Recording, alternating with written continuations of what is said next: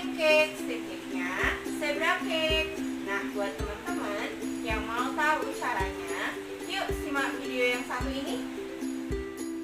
Alat yang digunakan antara lain adalah pengukus, mixer, timbangan, sendok, solet, loyang, wadah, mangkok, piring. Juga digunakan saringan untuk mengayak tepung dan serbet untuk melapisi tutup pengukus. Bahan-bahan yang digunakan pada pembuatan zebra cake adalah tepung terigu, gula, telur, margarin, SP, dan coklat bubuk. Kita akan membuat 2 resep zebra cake. Pembedanya adalah jumlah telur yang digunakan. Resep A menggunakan 3 telur utuh. Langkah pertama adalah mengocok telur dan gula dengan kecepatan maksimum. Menurut Sarifudin pada jurnalnya tahun 2015, semakin tinggi kecepatan mixer yang digunakan, maka telur pun akan semakin cepat mengembang dan akan terjadi perubahan warna menjadi pucat ketika putih telur dan kuning telur dikocok bersamaan. Telur juga berperan untuk menangkap udara, sehingga terjadi pengembangan. Selain itu, telur juga berfungsi untuk menambah rasa, zat gizi protein, serta lemak esensial. Telur juga dapat mempengaruhi tekstur produk karena perannya sebagai emulsifier. Penambahan gula pada pengocokan telur juga berfungsi untuk menghaluskan tekstur sehingga tidak ada butiran gula pada adonan nantinya. Gula berfungsi sebagai pemanis. Selain itu, menurut Ida Ayu tahun 2011, gula juga dapat berfungsi untuk mematangkan susunan sel pada adonan dan mengumpulkan tekstur roti, serta memberi warna dan sebagai pengawet. Penambahan SP pada proses pengocokan berfungsi untuk menyetabilkan dan menyatukan adonan, sehingga adonan tidak mudah turun. SP merupakan gula ester. Esternya adalah asam lemak seperti asam stearat, palmitat, dan oleat. Fungsi SP untuk melembutkan tekstur dan membuat adonan lebih menyatu dengan adanya ikatan yang terbentuk antara kandungan gula dan telur, sehingga hasil adonan lebih maksimal.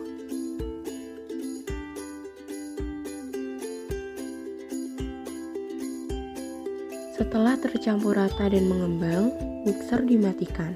Proses pengadukan tidak boleh terlalu lama karena dapat merusak struktur adonan. Penambahan tepung terigu dengan pengadukan menggunakan solet berfungsi untuk menjaga struktur yang terbentuk pada adonan. Menurut Satria tahun 2018, tepung terigu mengandung 2 macam protein, yaitu protein gluten yang berfungsi untuk menentukan struktur cake dan memberikan kekuatan pada adonan, serta protein glutenin yang berfungsi untuk memberikan elastisitas dan kekuatan untuk meregangkan terhadap gluten, sehingga tepung terigu merupakan bahan dasar pembentuk struktur cake. Proses pengadukan tidak boleh terlalu cepat dan harus satu arah karena dapat merusak struktur sel yang sudah terbentuk. Selain itu, pengadukan yang terlalu lama akan memecah kembali ikatan yang terbentuk dan membuat adonan menjadi cair serta tidak dapat mengembang.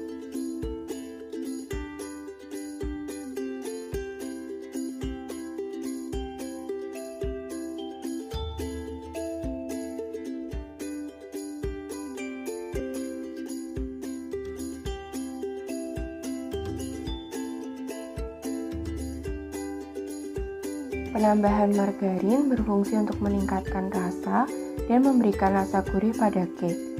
Selain itu, margarin berfungsi sebagai emulsifier untuk melembutkan tekstur cake.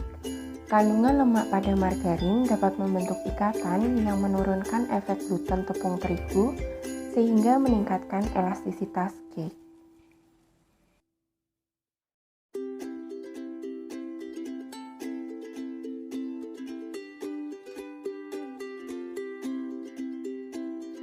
Selanjutnya, beberapa sendok adonan dipisahkan untuk diberi tambahan coklat bubuk. Coklat bubuk ini digunakan sebagai pewarna yang menghasilkan warna coklat pada adonan. Proses pengadukan coklat bubuk juga harus satu arah dan tidak boleh terlalu lama.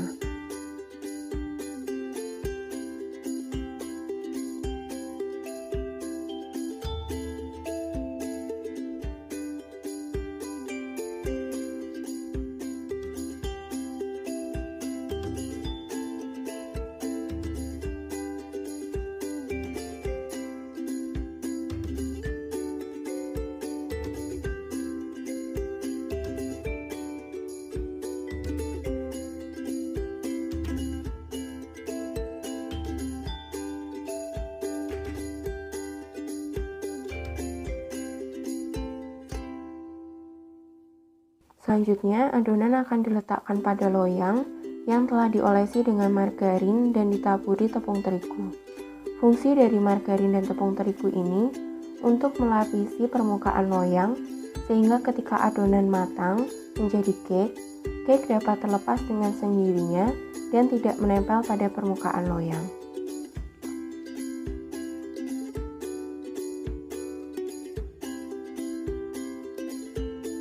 Adonan berwarna putih dan berwarna coklat dituangkan secara bergantian.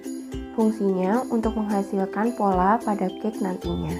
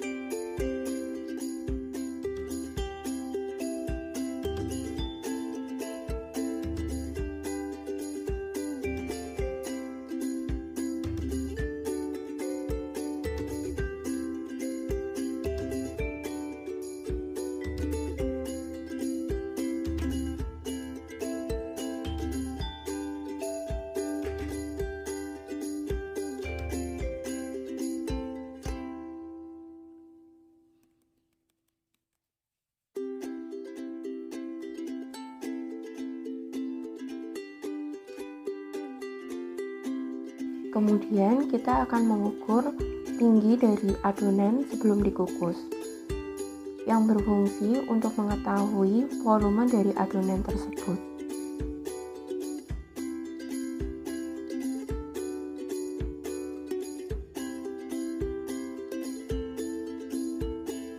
Selanjutnya, adonan akan dikukus. Pastikan air pada pengukus sudah panas sehingga proses pematangan terjadi sempurna. Selain itu, lapisi penutup kukusan dengan serbet untuk mencegah tetesan air pada adonan. Setelah matang, cake yang telah jadi dikeluarkan dari loyang dan didiamkan hingga dingin.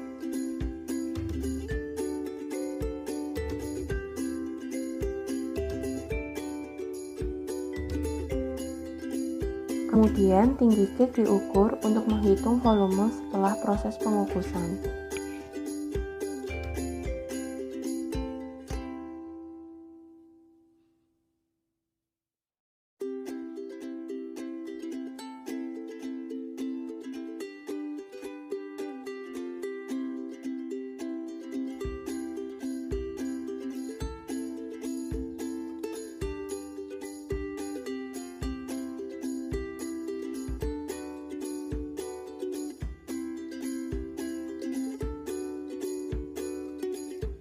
Selanjutnya, kita akan menggunakan resep B. Pembedanya, kita menggunakan 5 kuning telur dan 3 putih telur.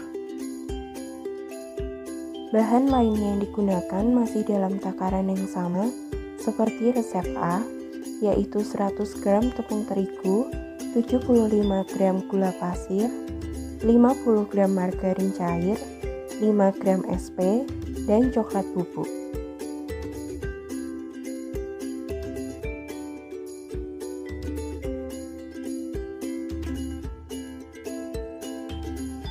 Perbedaan jumlah kuning dan putih telur yang digunakan dapat mempengaruhi hasil cake. Putih telur berfungsi untuk mengembangkan adonan, sedangkan kuning telur berperan sebagai emulsifier dan melembutkan tekstur cake. Jumlah kuning telur yang lebih banyak akan menghasilkan cake yang lebih lembut dan tekstur yang lebih moist.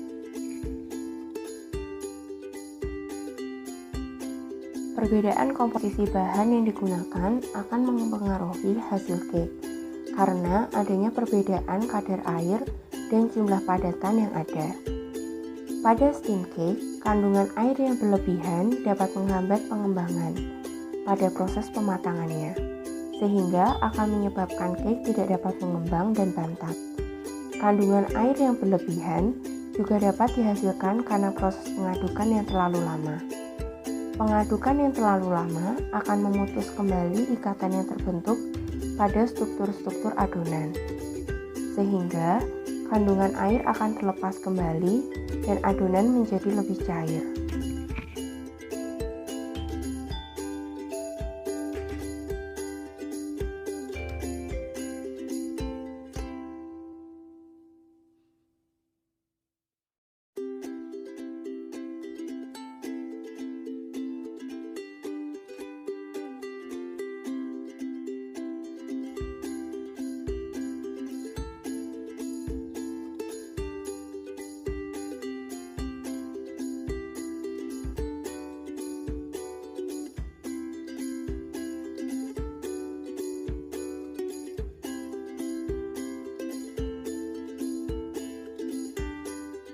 Setelah adonan tercampur rata dan mengembang, mixer dimatikan agar tidak terjadi pengadukan yang terlalu panjang.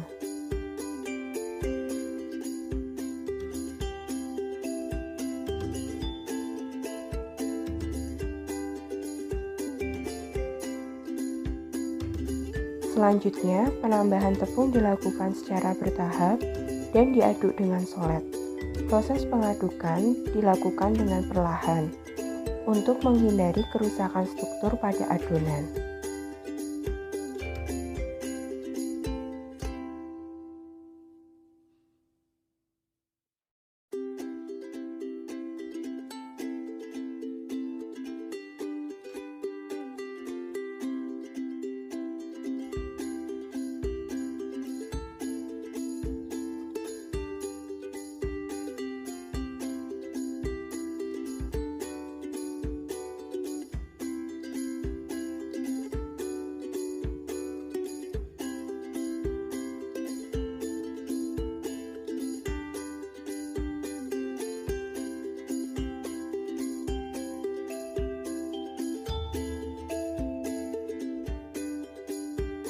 Setelah tepung terigu tercampur rata, kemudian ditambahkan margarin cair pada adonan dan diaduk kembali.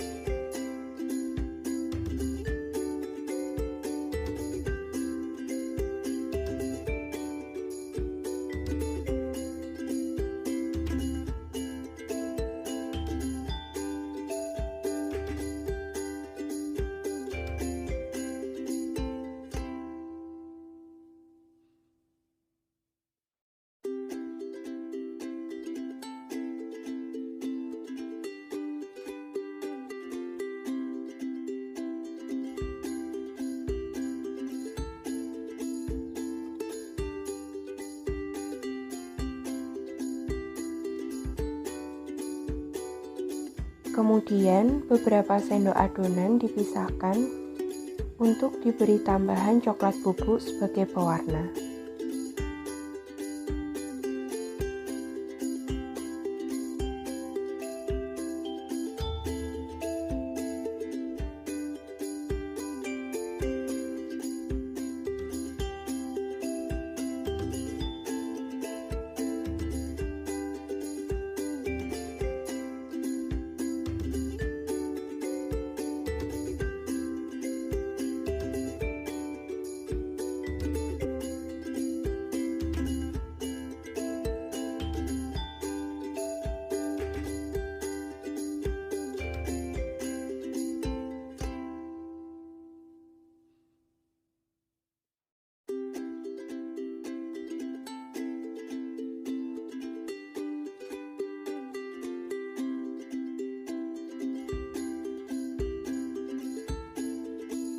Kemudian, loyang yang sudah diolesi dengan margarin dan ditaburi tepung terigu disiapkan. Setelah itu, adonan akan diletakkan di atasnya secara bergantian.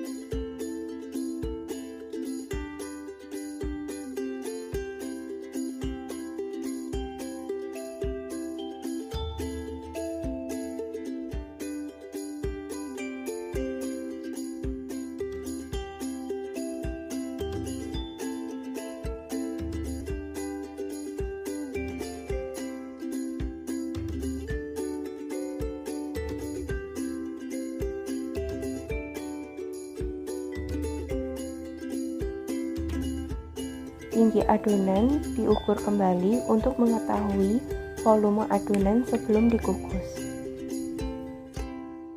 Setelah itu adonan dikukus, pastikan air pada pengukus telah mendidih dan penutup kukusan telah dilapisi serbet.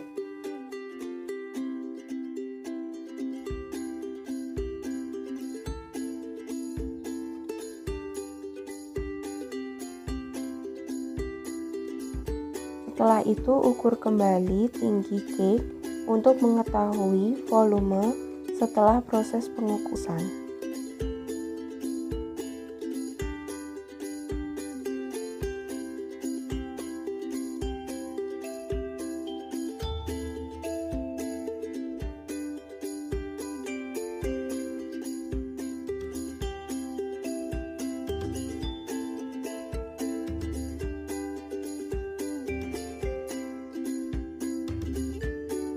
Pada hasil cake A dan B tidak terdapat perbedaan volume setelah dikukus. Hal ini dapat dipengaruhi oleh beberapa faktor, seperti kemungkinan adanya kandungan air yang lebih tinggi pada adonan B karena proses pengadukan yang terlalu lama dan jumlah telur yang berbeda. Berdasarkan hasil yang didapat, dapat disimpulkan perbedaan jumlah kuning telur akan mempengaruhi tekstur cake yang dihasilkan. Cake B memiliki tekstur yang lebih lembut dibandingkan cake A. Cake A memiliki tekstur yang lebih kering. Lama pengadukan juga mempengaruhi pengembangan cake.